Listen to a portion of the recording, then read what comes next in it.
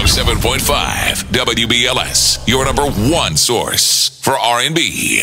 I want y'all to put your hands together for the one and only, the beautiful Miss Iyanla Vanzant. How you doing, I'm sweetheart? blessed, thank you. How you doing? I'm blessed. I'm really good. First of all, I got to say, you came in with Bring Our Girls Home. Yeah. It means a lot to you, I can tell, because that's the first thing you wanted to do when you came in. Yeah. So I'm going to start it off with that. How you feel? I'm good. How it moving you? How you looking good? I feel really good, and I have 4 granddaughters, and I can't imagine what would happen in my mind and heart if one day my granddaughters disappeared.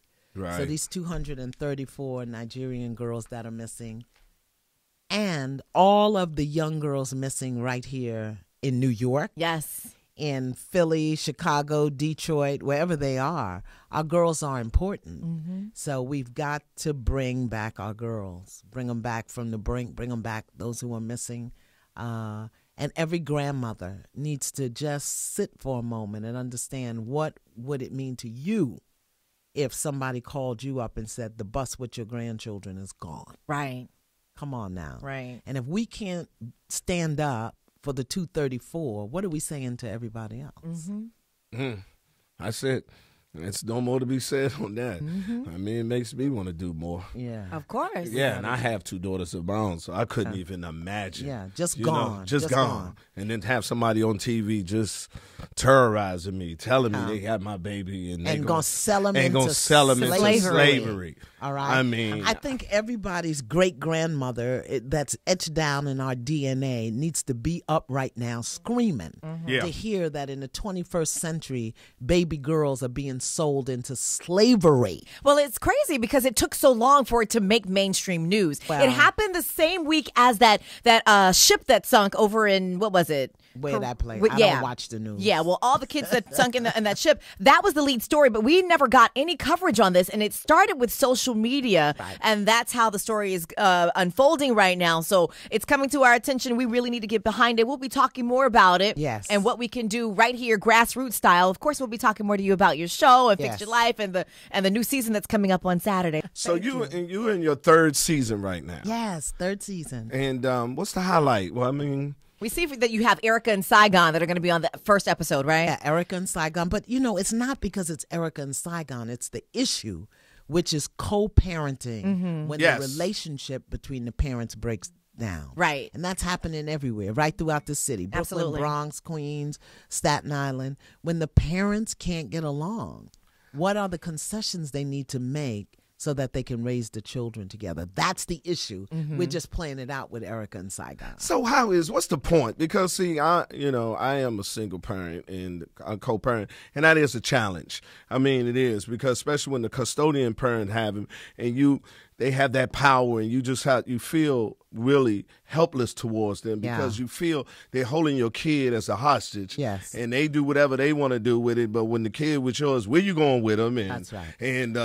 this and that, and they call the kid 14, 15 times, and Yeah. what you and your daddy doing. But when they don't do it, how do you do that? As a man, I just take it, for me personally, I just say the bigger picture is I be the bigger man and just allow to have that power till my kid get 18. Well, you know, I did a Google Hangout last night live, just really talking about that. About co-parenting? Co-parenting and the need for cooperation, compromise, communication. That when both people are willing, and I have to say for the most part, you know, and I may take a little spanking for this one, but a lot of times we sisters are kind of off base because we use the custodial care of the children as the whip to beat the non-custodial parent. Right. Yeah. The thing is to make sure that you're complete in your relationship.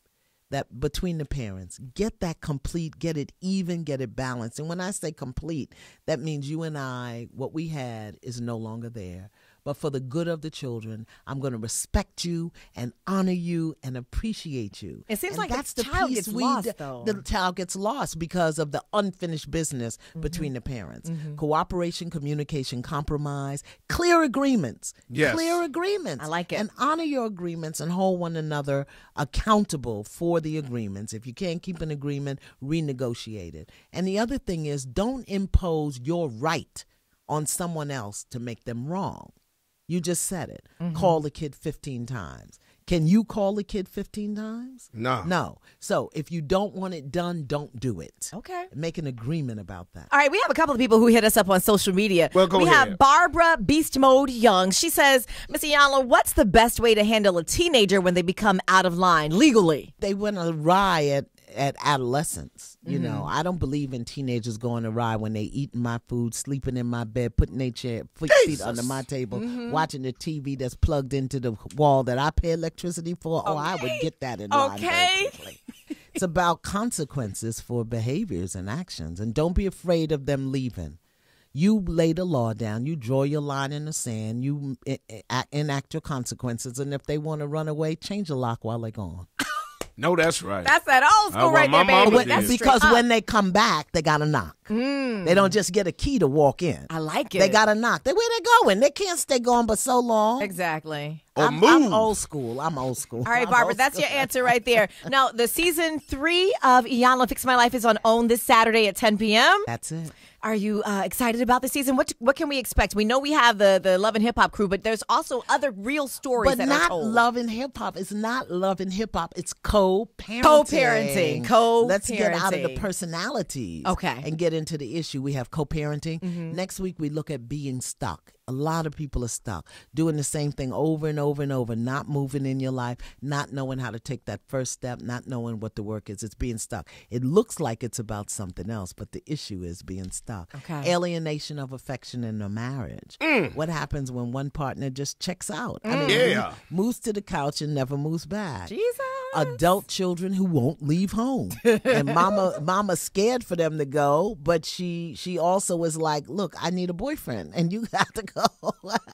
Adult children won't leave home. What else do we look at? We look at a man with 2 women, a mother and a wife who don't get along. He's in the middle. Oh, it's juicy. All right. It is so juicy. Thank you, Mr. Iyanla Vanzant in the building, y'all. Come on, y'all. Put your hands together Quake's for house.